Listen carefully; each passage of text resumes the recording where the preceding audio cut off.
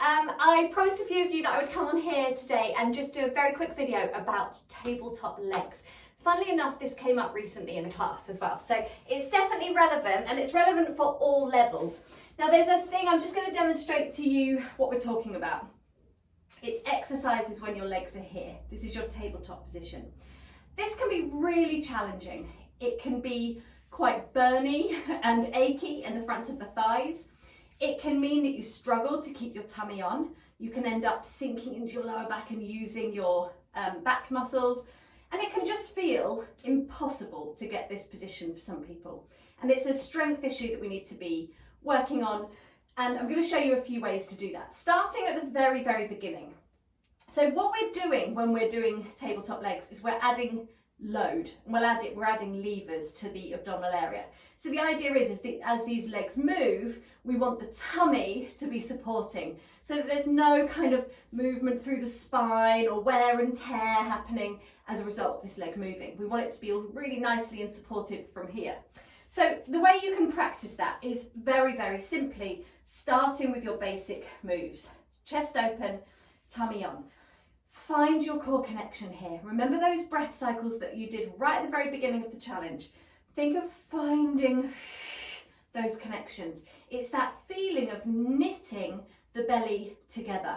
It's the feeling of drawing away from your waistband of your trousers, pulling your belly to your spine. What it's not is a feeling of sinking into the ground. That would be the top level of abdominals working only, and you're leaving abdominal strength on the table. There's so much more that you could be using, but you're only using the go-to parts, which is not really the point of the challenge. We want to start to build up the core, not just the abs. So we're going to start here. We're finding that. Once you've found that, you would lift a leg, and you could just start by adding load with little leg slides, reaching out and finding that opening through the hip. And what you start to do is start to think about the tummy engaging as the leg reaches. So as it goes away, you're adding a long lever, which is pulling on the abdominal wall. So that's where you need to be. Inhale, draw it back in. Okay, so it's a reach away, a connection, a stabilization that means that this is abdominals, not lower back, not pelvis, not shoulders. I imagine quite often shoulders are around here, neck can be tensing for dear life, so we're trying to avoid all of that, and we're trying to keep it correlated with the breath. The breath's going to really help. Then you can start mixing this up. Leg lifts.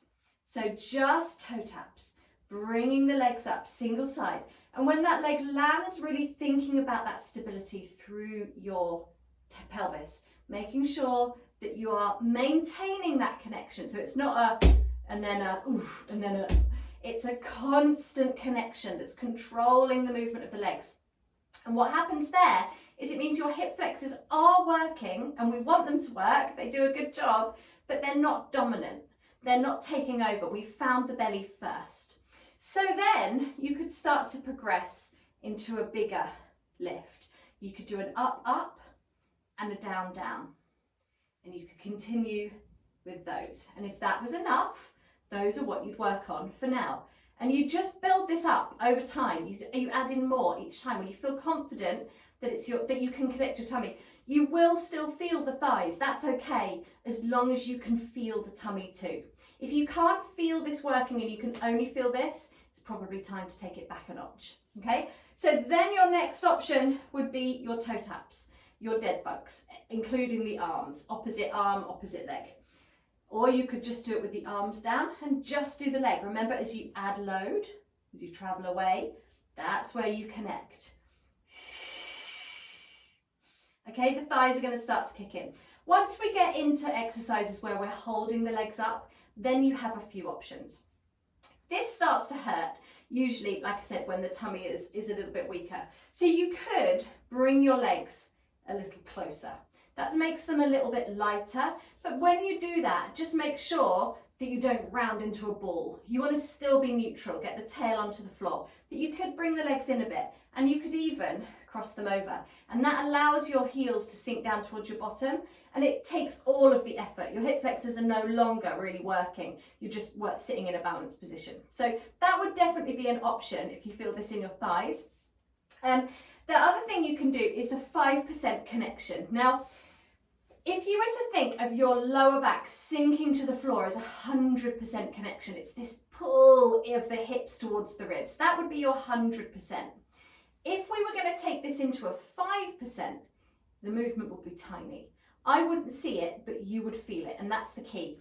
What happens is that when your entire core is not working as a team and perhaps weak as a unit, this becomes a challenging position. But what you might find is that you've been using quite effectively your top level abdominal muscles, your abs, you've been doing loads of sit-ups, that kind of stuff. So that might be quite strong. So we want to utilize that. And this is like a temporary solution. So you could exhale and you could bring your hips ever so slightly towards your ribs. And just closing that gap ever so slightly will give you far more feeling of connection. You don't want to be so closed that you're imprinted, but you do want to be closed enough that you can feel a shift. You're still on your tail, but you're not completely on your tail. You just tip back a little bit. And then you can do all of these exercises that we've talked about, and you can do it holding that 5%. And it just gives you a little bit more awareness of what's happening here. So if your core is only just firing up, you're new to this and it's only just getting back to life, 5% is going to be a way of you to really kind of get that mind-body connection happening so that you're really safe. So as we move on, one other thing I would suggest is that once we get to kind of straight leg stuff, the hip flexors are going to have to work even harder, and that's because of the tightness down the back of the leg. So working on some hamstring stretches is also going to be a really valuable way of taking some of the pressure away from the hip flexors. But remember, whatever it is we're doing, when the legs are up, your legs are heavy. They're heavy load. And that's why we're using them, because we want that heavy load to act as an abdominal strengthener. But you're having to hold that load up. So to begin with, that's going to feel a little bit challenging, and it might just be something you need to play with to start with. Remember that you are always free to modify any of the exercises that we're doing. You're free to skip things that don't feel right for you. You can let me know, message me, tell me what's not working, and I can give you some alternatives if I haven't done already.